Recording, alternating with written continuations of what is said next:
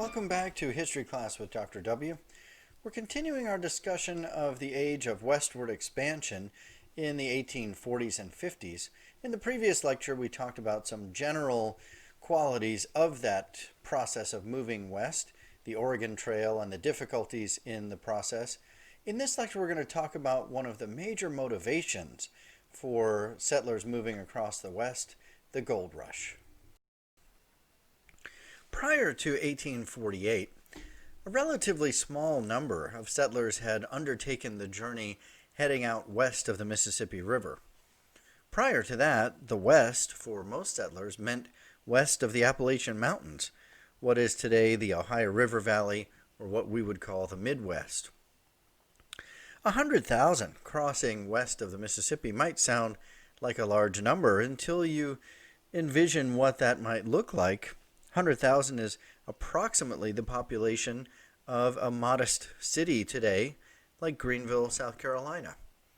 So imagine the population of Greenville scattered across the entirety of the western part of the country, west of the Mississippi.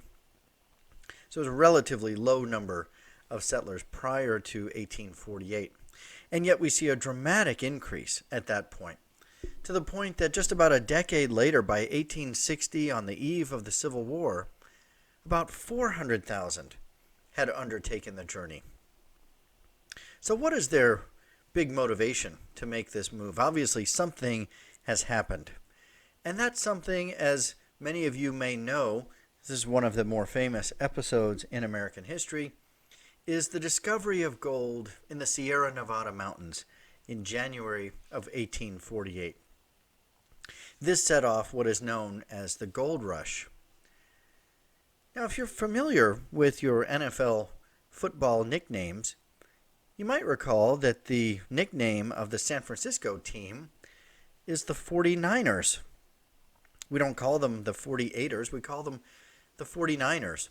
And I think this is a reflection of the state of transportation and communication at that time.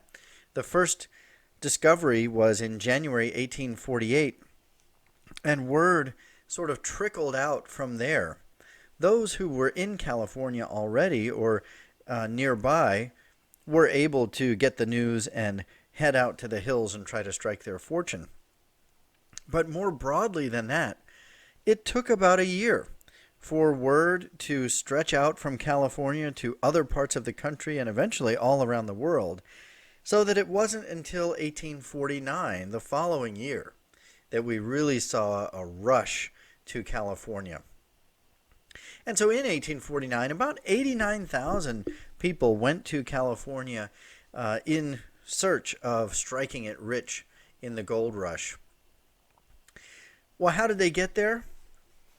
We probably think about the description that I provided in the previous lecture of heading out across the Oregon Trail in covered wagons or on foot or horseback, and many of them did. Actually, about half, 43,000 or so, undertook that journey overland. We probably don't think as readily of traveling by sea, but for those who could afford the more expensive journey by sea, it was a much quicker and typically better way to make the journey. And so about half made the journey by sea, about 41,000. Now, if you're checking my math, you might notice there were a few thousand that are not in either category. And those, I would say, were in the region already or nearby, neighboring states or territories, or in some cases, perhaps coming down from Canada or traveling up from Mexico for the remaining 5,000 or so. So I would just draw your attention to the poster there on the screen to give you a sense of what people were reading about and seeing at that time. California Direct, extraordinary inducements. Now this is an advertisement to go by steamship by sea, 35 days to the gold region. So that's much quicker than what I described in the previous lecture, 5 or 6 months overland. So in 1849, this flood of people sets out to reach California and try to strike it rich. Now, those who were able to get in at the early stages of the gold rush stood a reasonably good chance of striking it rich.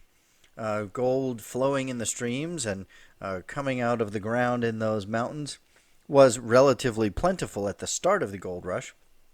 And, for instance, the population of the city of San Francisco at that time is said to have dropped from 400 to 5, as all but 5 people in the city headed out to the mountains in search of riches. But as word got out and more people flooded into the region looking for gold, and as more of the gold itself was discovered, it became harder and harder to actually strike it rich. And so for most people who arrived in California in that 1849 gold rush, they didn't find an easy strike of riches. It was a much riskier and harsher proposition. For the most part, they found themselves engaged in a hard-scrabbling lifestyle, digging through the ground, hoping to find a gold nugget, or perhaps panning for gold in the streams and rivers of that region. For many of them, even if they did find something and strike it rich, there was great risk of theft. The West was relatively lawless at that time, and so these prospectors were essentially on their own to try to take care of themselves. And so there was a great deal of theft, violence, and all kinds of other issues. There also was a considerable amount of price gouging, and the people who really struck it rich were those who started up other businesses, selling tools and supplies, selling clothing, leather goods, hats, shovels, and so on. The people going out there needed all of those goods and would pay almost anything for them. So there was a lot of price gouging, and there came to be a tremendous amount of competition as well. As I mentioned, that early wave, if you were one of the first few dozen or first few hundred looking for gold in the hills, you stood a reasonably good chance. But if you were one of 89,000, the odds went down considerably.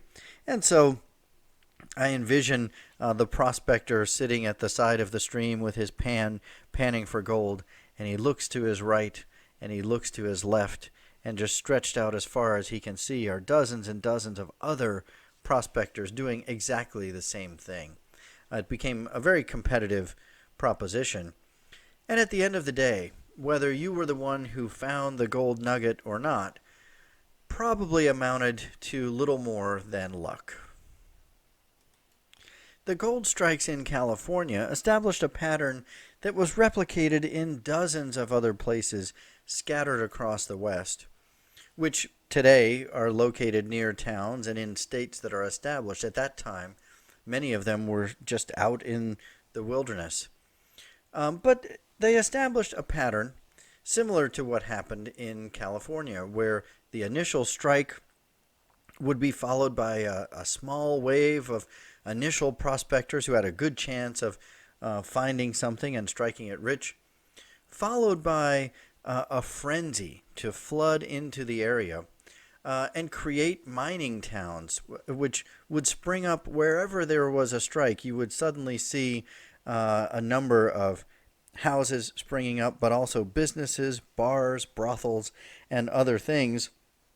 And in many cases, those towns would sort of evaporate as quickly as they had been established once the gold or silver or other resource had been exhausted in that area. And so we refer to these as boom towns. There was a real boom and bust mentality around these towns in the West. But there were strikes at Pikes Peak in 1858, the famous Comstock lode in Utah in 1859, others in the years to follow in what are now Idaho, Montana, and many other places. And so you saw this pattern replicating itself over and over again. We also see in this era the establishment of more settlements in Oregon and Washington and similar places today. And so when you look at this map, you see by 1890 a fair amount of population trickling into those regions. These are not so much due to gold or silver strikes themselves, but rather the need for raw materials. And when you think about that part of the country, one of the rich resources available is timber and trees. And you might also think about animals and furs, which were all vital resources for the prospectors and miners out in that region. And as I mentioned, with those who started shops, selling goods and resources to the settlers, these were also very stable industries as well. The timber industry and furs were a much more stable kind of business than the prospecting and mining for gold itself, which was very haphazard and required quite a bit of luck. So, for all of those flooding out to the west for these various kinds of reasons, in the next couple of lectures, we're going to talk about what kind of things did they find and experience as they attempted to make their living in the west.